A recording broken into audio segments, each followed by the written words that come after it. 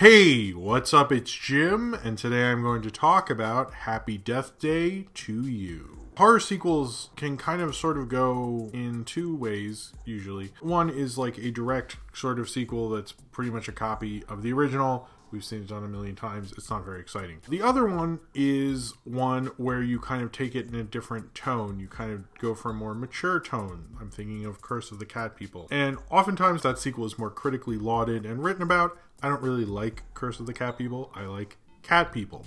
But Happy Death Day 2 kind of goes about that in that way, but in a way that I don't hate. This is a positive, mostly positive review. It takes it more of a sci-fi, Back to the Future, dimension hopping way, which is really fun. It kind of went and looked at what Happy Death Day was and went, well, how could you do a sequel to this? And went, oh wait, you couldn't really do a horror sequel, but you know what would be more interesting? A fun kind of sci-fi kind of tint to it. It's still a horror movie. It's a sequel to a horror movie, so you got horror elements, but it has more of a sci-fi twist to it as well.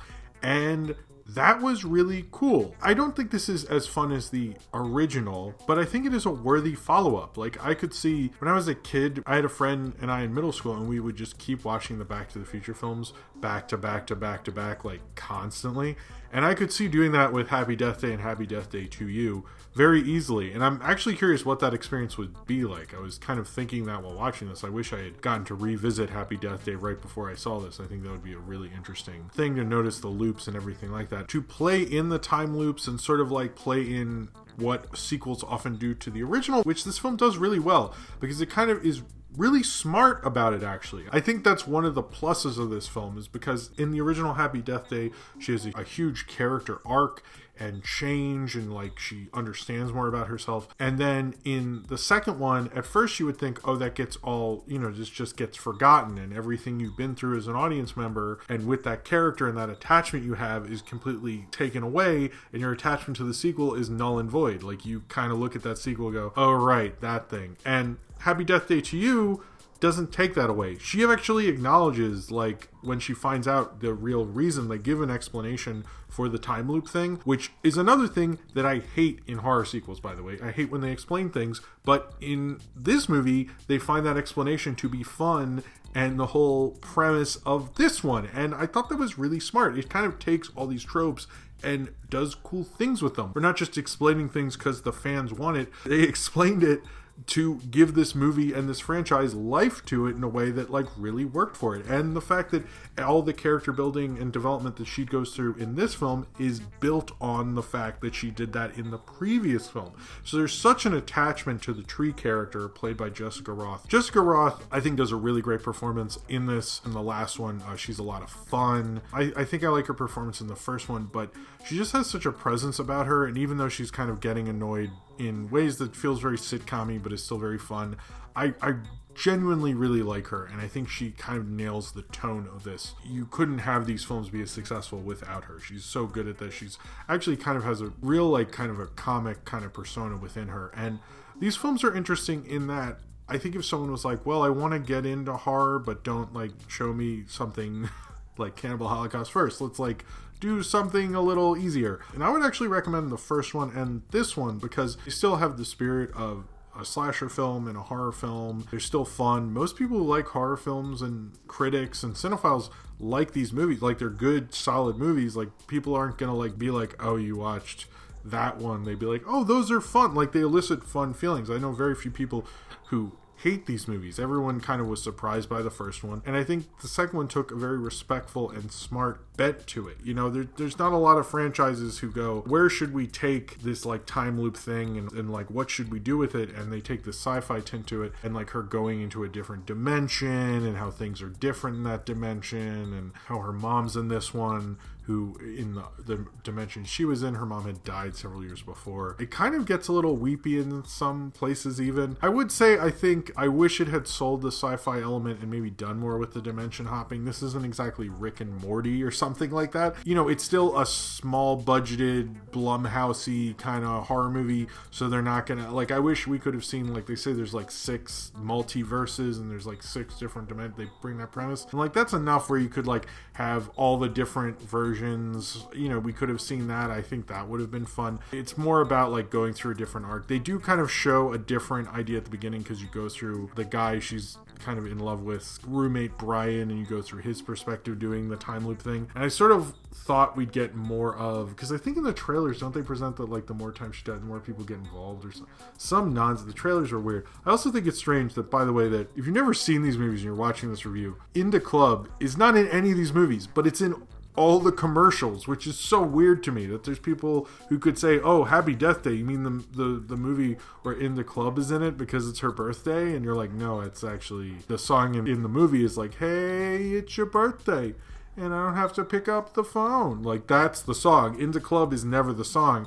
And I was wondering, like, why they didn't, after the first one, like, why they didn't pay the licensing, or maybe the 50 Cent people. Or maybe they're like, well, you can't change it now in 2, I guess. But it's just, like, so weird to me that it's like they picked a song that's associated with the ads that has literally nothing to do with this movie, but whatever. I like these movies, and I have fun with them, and they're kind of fun, very disposable, kind of cheaper horror movie things. Sure, it could have gone further with the dimension hopping thing and the time loop stuff, and there is a plot element that, like, is completely forgotten about with Brian, which I found to be a little bit of a shame. I thought they could have gotten like super weird with this. Maybe they'll do a 3. They hinted a 3, and I'm like sort of happy with that being like a kind of a joke thing, you know, when movies like say, oh, we'll be back for a sequel, and they hint at it and it never happens. Part of me wants that with this movie, and I know it's not doing as well, or didn't do as well depending on when this comes out. I like what Christopher Landon, who did this in the original, you can tell it's made by the same people. They're having a lot of fun. It has a good cast. I will say I like the younger cast, although there's like 30-year-olds playing college students, which is a bit ridiculous, but it's very like Hollywood, kind of cheaper Hollywood movie, and I think they all have a lot of fun with it. I like that certain characters are changed in this different dimension. I like the different variations she does to like kill herself, and like the idea of time loop and how she uses it to gain intelligence and grow as a person and solve these problems. It's a cool, fun movie. I don't think this is one of the best movies or anything, but there's something to be said about like what Blumhouse, when Blumhouse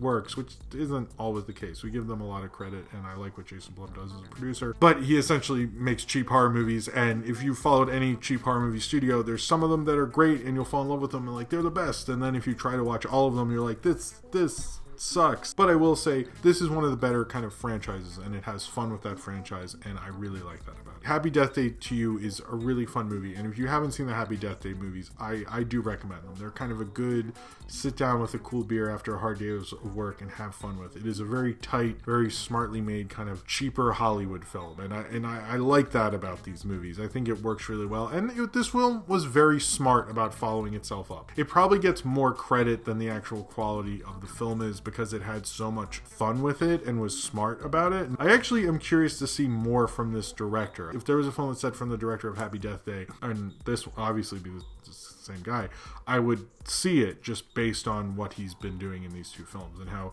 smart he was. I think it's one thing to look at, like, he wrote this and he was so smart at using tropes that didn't work and getting them to work for his film, like the explanation of the time loop, and having that be a plus for this film, doing things with the dimension, building on the characters. He really understands how important character was for this franchise, because the baby mask thing isn't the thing you follow. It's like not a killer kind of franchise, it's a cast kind of franchise, which works really well in like kind of the Marvel era that we're in and all that stuff. So it's very modern in that sense, but I found it to be a lot of fun. And if you just want to see kind of a lighter, more fun horror movie thing, I think this is a great franchise, and it's a great way to take it. It's like the logical way to take something like this, kind of a sci-fi bent. I have also been very curious when you edit a time loop thing, like I would watch a YouTube video or a Vox thing or something about what it's like to edit a time loop movie or show, like I haven't watched Russian Dolls, but what's that like? Because you really, I understand you look at the slates and like how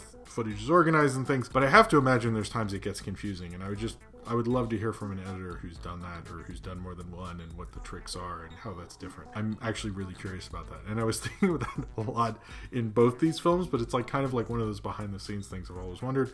They might just go, it's like editing any other movie, you know, the organization process is the same, or if there's times where they're like, well, I actually use this part from that part, but you have to use this part because she's annoyed, or she's wearing this clothes, or this means this, and like the indicators and things like that. I've always been curious about that. But anyway, that was a quick diversion I've always wanted to talk about. about that. The Happy Death Day movies are great for like if you have a middle school kid who wants to get into horror. I would recommend these films.